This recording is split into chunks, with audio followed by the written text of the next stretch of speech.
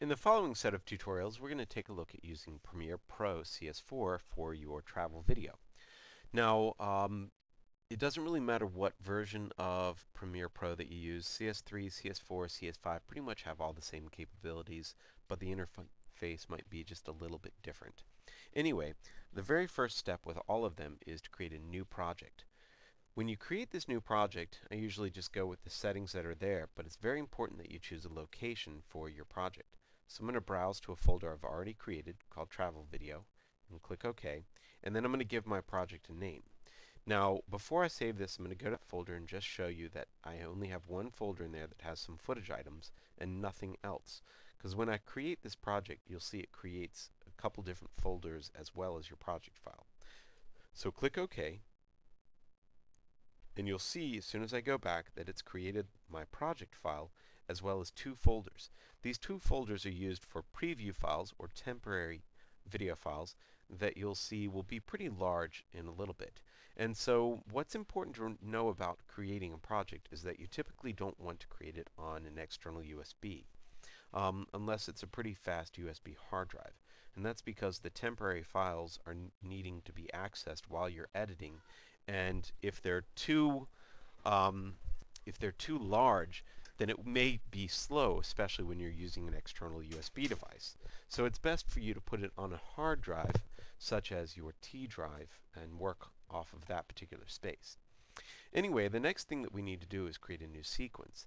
Now, one of the things that makes CS4 and CS5 different is that you can always create new sequences after you've created your project. So it's not crucial that we get this particular step right, except for the fact that we do want to make sure that we're in the right environment for when we start off, just to make it nice. But one of the nice things, like I said, that you can do is you can mix different types of sequences with different settings in one project with CS4 and CS5. And so that's very different from the CS3 workflow. Anyway, choose the setting that you want. You've got all these different things, of course, to deal with: DVC Pro, HDV, XDCam, and of course, what we're going to use, which is our DV NTSC widescreen. I like the widescreen because it's a pretty common view, or common format nowadays. The video settings for the widescreen are such that they are 720 by 480, 29.97 frames a second. We've got our pixel aspect ratio of the DV NTSC D1, which is our 16 by 9 version at 1.2 pixel aspect ratio. And we've got our lower field first. Our audio is set at 48 kilohertz at 16-bit audio. So pretty good settings for us, pretty high quality. We'll create our new document, and you'll see that there's not a heck of a lot you can do with Premiere Pro at first. Reason why is because we haven't really created anything.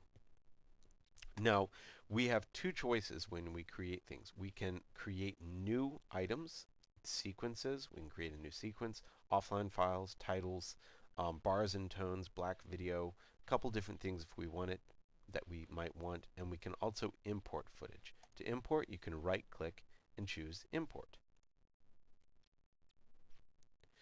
I'm going to go ahead and import one of the photos that I have here, and you'll see that particular footage item will appear in the bin, my project window over on the left-hand side. Now, it's typical for us to create a bin, so I'll click on the new folder, which is called a bin in the video world, and create a folder here called footage, and drag that file into the footage folder. Now, wouldn't it be nice if I could just import a whole bunch of footage at once? Well, I can. If I go to my footage folder, you'll see I have two subfolders, one called Photos. This is a previous project that I was working on. And I'm just going to drag that whole folder over to my window. And you'll see that it's imported. Now, all the files are inside there. I can drag that up to the footage folder. Now, do be aware that you cannot drag all of it to it at once. You'll see if I drag the whole project folder, it actually said possibly that it couldn't do it. Ah, there you go. It says import entire project. So that actually was importing the other project that I had in there. You'll see what it's done though is it's put the audio and video in the same folder. So that's not a good idea. You typically want to import each folder separately by dragging it. So I can import that footage folder, which is my audio, drag it into my footage folder, and you'll see that I have all the photos and the audio that I need for my project. I didn't expect the other window to come up because I had not planned on importing another project.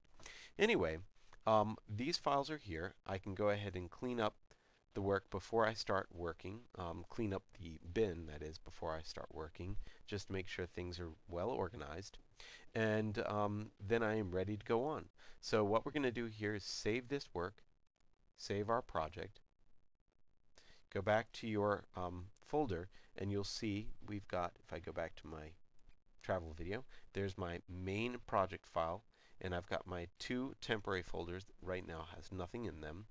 And the only thing that I really need to do to back up this project is make sure I have a copy of my footage somewhere else, and the footage will most likely not change as you're working on the project, because you want to import all of your footage into your footage folder before you import it into your Premiere project folder, or Premiere project bins over here. That's a really important thing.